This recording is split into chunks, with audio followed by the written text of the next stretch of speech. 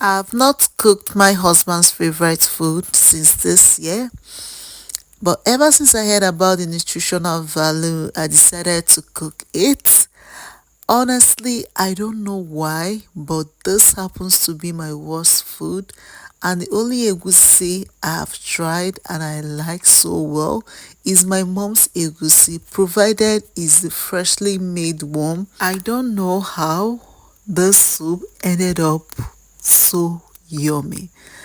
So yummy that, oh my goodness, I don't like egusi, but I ate this egusi and I was looking forward to eating it.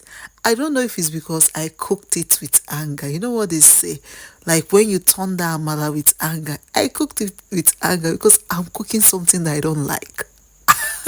Do you understand? But how it ended up tasting, is it the okporoko? My, of course, I washed it with hot water, make sure I got rid of the termites and everything inside it. This okporoko has been in my fridge for 3 months. That is another thing I hate. So my husband went to the market and bought this 3 months ago.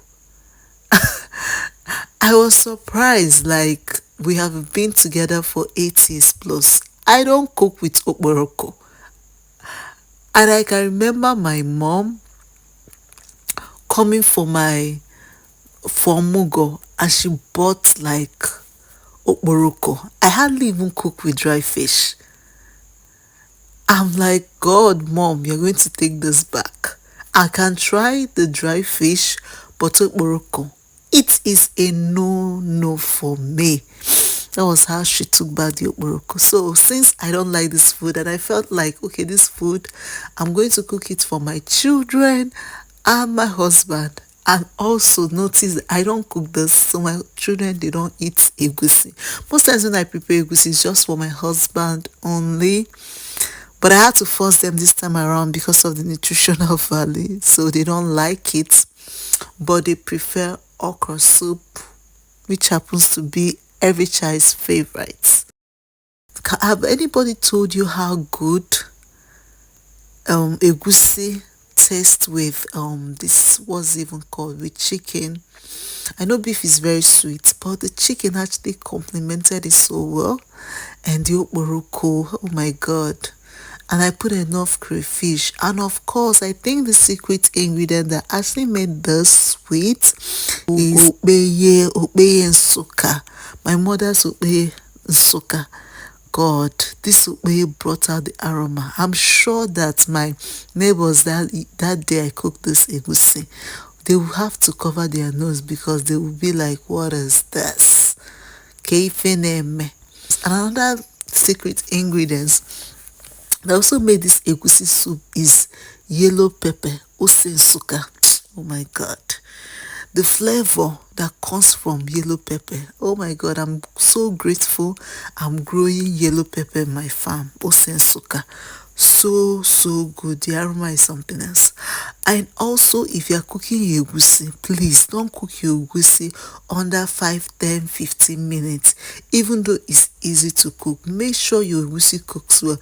If not, anybody that eats your egusi they will land themselves in the toilet. So please, sis, make sure you cook your egusi very well. And yeah, that was how I cooked this delicious egusi soup. And I'm telling you, my husband was like, what's the occasion for? Omo, he scraped his plate. He ate and ate and ate and said, Jerome, what is happening here? Like he said that this egusi is so good, and for the longest time that he cannot remember eating any egusi that tastes this good. The oil is, everything just balances each other. The oil, how I magneted the chicken, how tasty the chicken is. Omo, he ate, he was licking his hand. See, abikata bikwena akagi. And honestly, I was forced to taste it. I was like, wow. I'm telling you, sis, I'm a good cook that after cooking, if you have money, you open restaurants for me and tell me, hello. Like I've watched a couple of all these IG sere that call themselves chef, and when I just try their recipe, I regret. It turns out very, very bad. And I feel like when it comes to cooking, see, let me tell you, all these Instagram people you see, they call themselves chef. Don't be surprised that when you taste their food will not be nice. And me, Elodie, tell you, their food will not be nice. I think what is actually very fancy or very attractive about their food, how they would decorate it. Ah, yeah, I have to call it decoration because I don't understand how they would just garnish it with plenty dead animals. Put their plates looking so fine and everything. You would think their food is sweet. I've tried their recipe. I said never. When it comes to people that can cook, all the karaka is in the palm of your hand. You don't struggle it. If you know how to cook, you can cook. And yeah, no, it's not this type of people that cook with plenty ingredients. Like cooking the karaka is my this thing. I was born with it. No matter what you give me, even though I've not cooked amala, but I'm sure when you bring amala, we do or whatever, and you show me how to, or even give me the ingredients, trust me, sis, I'll even cook it better than my Yoruba friends. So yes, that was how I made this delicious pot of egusi soup.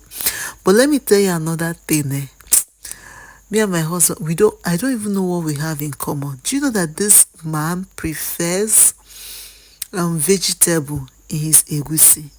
I don't like vegetable in my egusi. I prefer bitter leaf. Give me that bitter taste. Probably because my favorite soup is bitter leaf soup, onugbu soup. I guess that's why. I can remember the anytime they were cooking bitter leaf soup in my house, then I would do everything and anything to make sure that bitter leaf soup comes out well, or there won't be any change of mind. I will be the one that will wash the bitter leaf, raw the bitter leaf very, very well. Even to remove the back of cocoyam, I will. But that will be the next gist for my cocoyam soup or my bitter leaf soup. So that is it, my dear sister. That was how I cook this. But guess what? Even though my husband doesn't like bitter leaf, I had to sprinkle a little dust of bitter leaf because that's the way I can test it. And of course, that's what I'm giving my kids, and I love. Am I going to say I love and enjoy the way I and my kids eat together? We eat from the same plate. So there's no way I will present this food and they will not eat it. And I think that's why for some people not be like, God, your child eats very well. My baby is not even up to 2 years. I think pediatrician will still tell you that they are 1 year till they turn 2 years. This girl eats. She eats like tomorrow no day. And I think why she actually enjoys like adult food is because I join them to eat it. Have you ever tried it? Like if you have a child that's very, very picky, you just dish food and tell them to eat. I think most times when you eat the food with them, they will also enjoy eating it. What do you think? So guys, just use this my method and thank me later. Bye.